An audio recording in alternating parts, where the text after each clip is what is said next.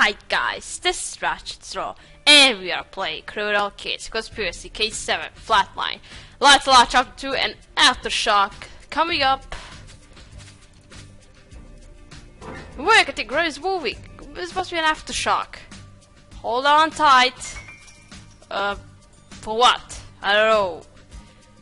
Help! Help! Who's calling for help? I think it's over, Katia. Thank goodness we're alright. Katia was crying for help. He came from the other side of Walton Square. Hurry! Okay. Steady now, ma'am. Take your time. Oh, what? How? Is everyone alright? We're from the Greensboro Police Department. Katia and I are here to help. Kobo Katria, is that really you? It's me, Ruby Astor. Last time I saw you, you were working for the Bureau in Oceania. I knew you looked familiar as soon as I saw you're called Ruby and you also have a red hair, so I do remember you well. I take it you know this one, Katria. Are you injured, Miss Armstrong? I don't think so, just a little rattled. Well, take a few boys to get cleaned up. Katria will be glad to get reacquainted. We meet again. Just after I finish with World Edition. Hello, Ruby. Volcano enthusiast. Yeah, I guess you're wondering what I'm doing here so far from where we last met. You may remember I'm a volcanologist. I've been working at the lab in Australia, but came to Greensboro to study the earthquake. There's lava literally flowing in the streets. So you were walking around looking for lava? Yeah, well, I was trying to find a way underground, but then the aftershock hit. Before I knew it, I was nearly buried under a pile of debris. You should be more careful, Miss Armstrong. This is a disaster, sir, and a doctor was murdered here this morning. What? A murder? I don't know anything about that. But there was a doctor around here who was probably helping the crisis center with relief efforts. I was there myself earlier today. They have great equipment. Anyway, I can't stand around gambling all day. There's a lot to be found. Thanks for your help, Kokotea. Wait! Sounds strong. Ah, she's gone. Yeah, let's just hope she stays safe. Meanwhile, let's stop by the crisis center. They've been walking around the clock since the earthquake hit. If Dr. Gibbs was part of the relief efforts, he should have been there. Can't believe she came back. Well, you're not from the first season, but you were in the World Edition just after I finished with World Edition, now you appear. Our volcano enthusiast, if I'm going to call her like that.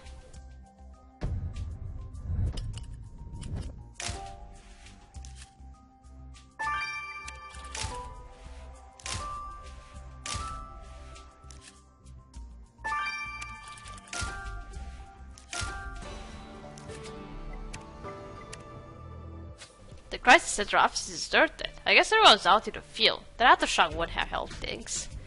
Anyway, I picked up a cell phone, Katria. Someone must have dropped that in a frenzy. Let's look to find out who. And if you think the tow photo is worth pieced together, I'll grab the tape. Okay. Every photo torn up I found is always worth restoring it. So let's restore this one. Oh, who's holding a trophy of some kind? The Gibbs brothers strike again. Oh. There, the photograph features the victim. And there's a hand with a message on it. Gibbs brothers strike again. So the man in the photo is our victim's brother. Ah, I found it. With his profile mentions a sibling, a certain Danny Gibbs. You're right, Katia. I knew that guy looked familiar. We just saw this Danny. He's a relief worker who helped Ruby Armstrong. Oh, I knew you were going to be a suspect. I always hate this part of the job. We need to inform Mr. Gibbs of his brother's death. Yeah, we didn't manage to inform him because he just disappeared when we met him. Right now. Okay, let's unlock the phone.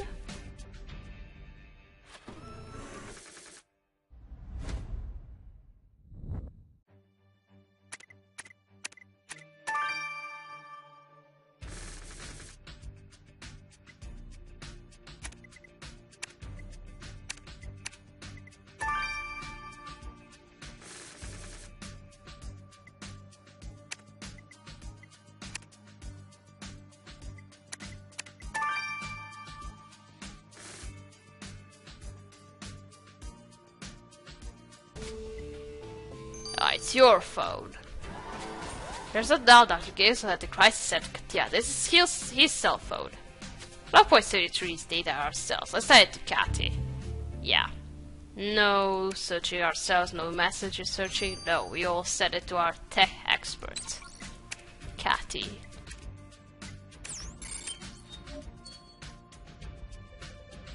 Ah, Coquetria, wasn't it? Thanks for helping out there. Everyone at the center appreciates what the police department is doing to lend a hand.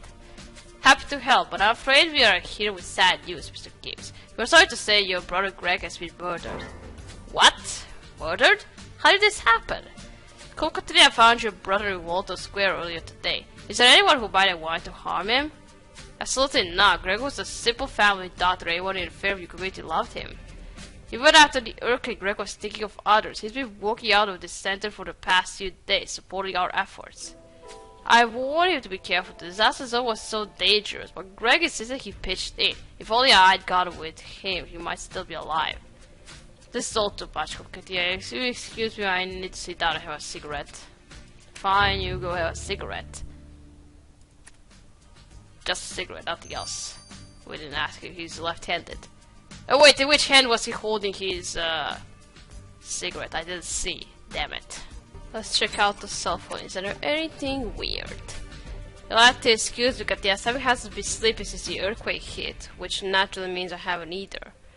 And the tedious emails and texts on the victim's phone aren't helping. They are enough to put anyone to sleep. So you found nothing useful on the victim's phone? Well, I didn't say that. There is a message that was sent to the victim by his killer. A message from the killer? How could you be so sure? A few hours before he was killed, Dr. Gibbs received this photograph. I reverse engineered the image and it's a portrait downloaded from the victim's website. The killer then applied a skeleton filter, face filter to it, and the message prognosis negative. Pretty creepy. That's not a threat if I've ever seen one, Katia.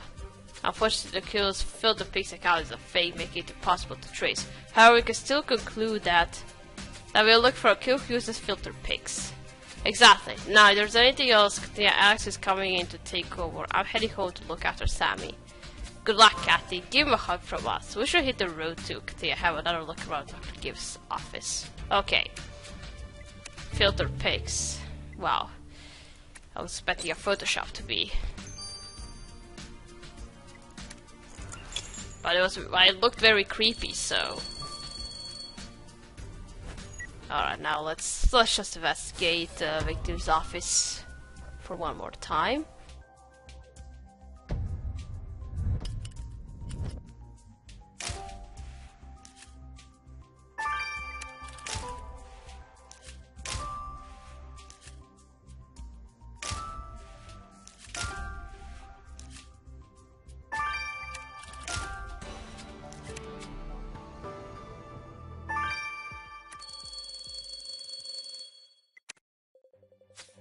A drawer of toys? There's a time for playing around, Katria. I'm not gonna play around. You can play around with Carter with these toys, so just pull in your leg. I make stupid jokes and I'm nervous. We need any lead we can find. Like the box of morphine which has been tampered with. The victim would have had a key, so someone else could try to break inside. Let's get something that clear liquid on the box to identify the would-be thief. Okay.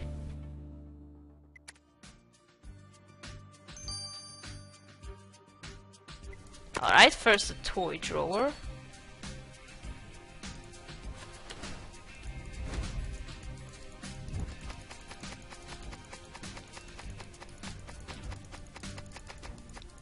Now, come on, pick it up. Eviction notice. By order of City of Greensboro. Pay up gills or I'll have you out on the street. I read it right. He found an eviction notice at the bottom of that drawer of toys, Katia. Someone's trying to kick Dr. Gibbs out of his clinic. And they're quite adamant about it too. Someone's written pay up Gibbs or I'll have you out on the street. Shoot, Katia. The signature at the bottom has been torn. Let's see if you can decipher that name. Okay, we're gonna see who wanted to kick you out and why. Alright, now let's search the morphine container. Who tried to steal morphine?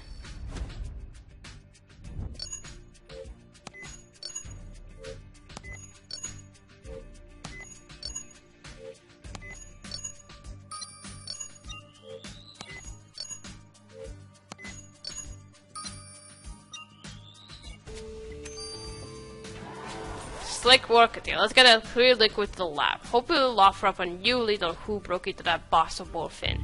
Okay.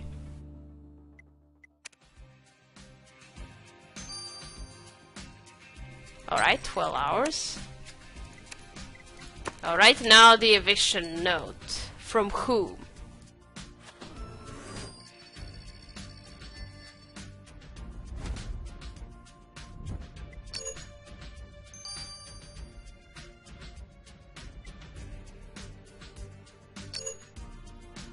R.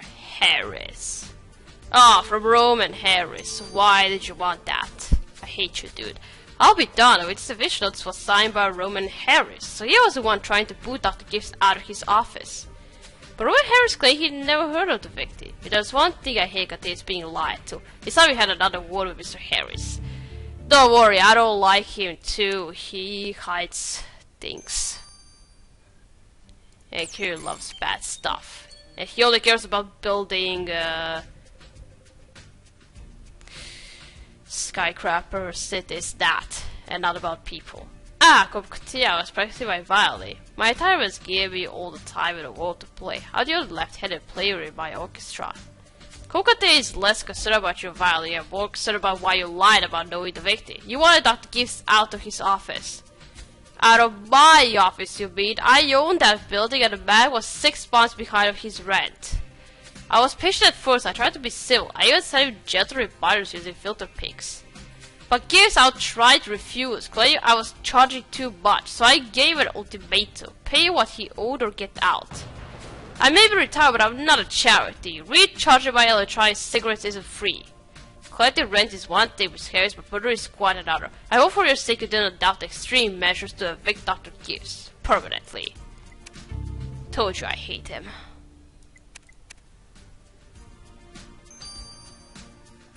Let's see who tried to steal morphine.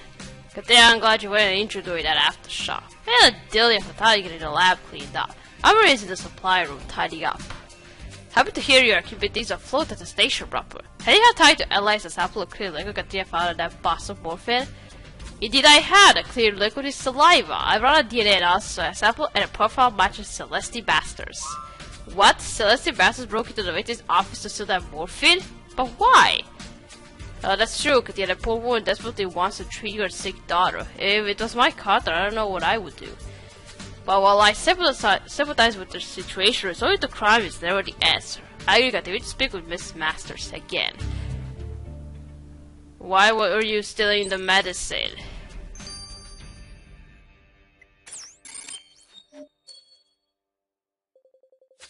I'm at my wits' end, Katia. I've been trying to cheer up my daughter with filter pics messages, but nothing works. She needs medication. We understand you're desperate to help her. Is that why you tried to steal that morphine from Dr. Gibbs' office? What? You found a box! Did you get it open? I need to take those drugs, Katia. I need to have them now. You need to have them? Don't you mean your daughter? Fine, I admit it. I tried to steal that medicine for myself. I'm addicted to morphine. So everything you said about your daughter needing treatment was just lies? Not everything. Last year, Jennifer underwent a series of operations, so Dr. Gibbs prescribed her morphine to relieve the pain. After she recovered, some of the morphine was left. My life had been turned upside down by her illness, so I started to take the drugs. Before I knew it, I was hooked. Once it ran out, I went crazy. My electronic cigarettes did nothing, and my left hand was so jittery I couldn't even write my own name. I pleaded with Dr. Gibbs to prescribe me more, but he refused. So I tried to steal it. Regardless of whether you resorted to murder to feed your addiction, Miss Masters, you are under arrest for breaking and entering. Oh, she's number one suspect. This case has had some literal highs and lows, Katia. One with that earthquake aftershock striking right in the middle of it. I don't know what to make of our victim who we found with his throat slashed above the rubble. On one hand, Dr. Gibbs' brother Danny says that the victim was adored by everyone. But his landlord, Roman Harris, was far from happy the victim refused to pay his rent and was ready to throw him out. And then there's Celeste Masters, who is in custody after trying to steal morphine from Dr. Gibbs' office. Could her addiction have driven her to murder? What is that? This case is... the power is out. What happened to the lights, Katria? Oh, the power went out, like aftershock was nothing. Ramirez, do you have your, how were they called? Glowing shoes, something like that? I remember something you tried to use back in the first season. Alright, we're gonna stop here, we're gonna continue playing chapter 3. So, thank you for watching. Don't forget to like this video, and I'll see you again. Goodbye!